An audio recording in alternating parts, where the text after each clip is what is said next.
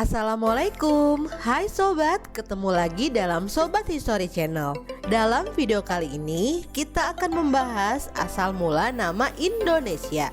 Sebelum kita lanjut, jangan lupa subscribe dan tekan tombol notifikasinya ya, supaya kamu nggak ketinggalan materi-materi selanjutnya. Walaupun kita ini orang Indonesia, tetapi mungkin saja belum tahu asal-usul kenapa negara ini menggunakan nama Indonesia. Lantas, seperti apa sih sejarah nama Indonesia? Untuk lebih jelasnya, yuk kita simak videonya.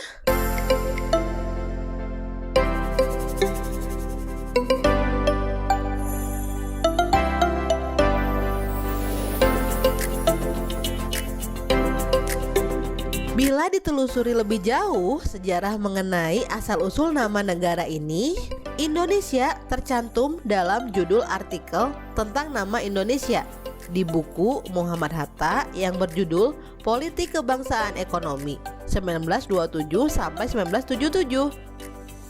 Diawali oleh Belanda tahun 1602 yang memakai nama Nederlands Indie atau Hindia Belanda untuk Indonesia semasa penjajahan, diselingi penjajahan Prancis, Inggris, dan Jepang.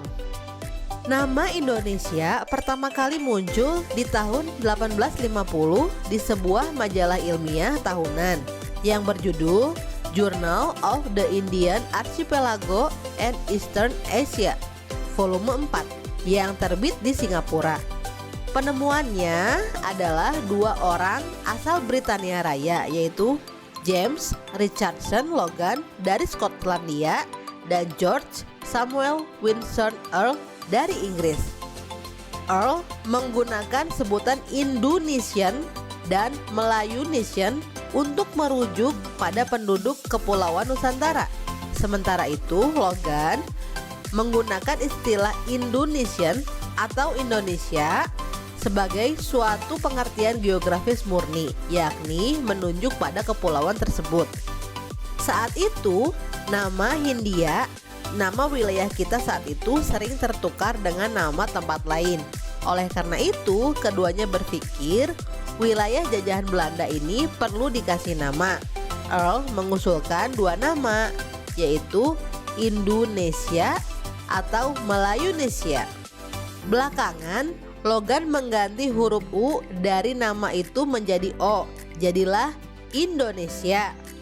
Nama Indonesia lalu dipopulerkan oleh etnolog Jerman Adolf Bastian dengan bukunya yang berjudul Indonesian Order die Insel des Malaysiansen Archipel dan Die Volke des Oost-Asien tahun 1884. Pada 1924, nama Indonesia mulai digunakan dengan terbitnya Koran Indonesia Merdeka milik Organisasi Perhimpunan Indonesia. Lalu, nama Indonesia dinobatkan sebagai nama tanah air, bangsa, dan bahasa pada tanggal 28 Oktober 1928 yang kini dikenal dengan sebutan Sumpah Pemuda. Sampai pada akhirnya, secara resmi Kepulauan Nusantara ini bernama Indonesia melalui Proklamasi Kemerdekaan 17 Agustus 1945. Walaupun hanya sebuah kata, Indonesia memiliki banyak makna bagi rakyatnya.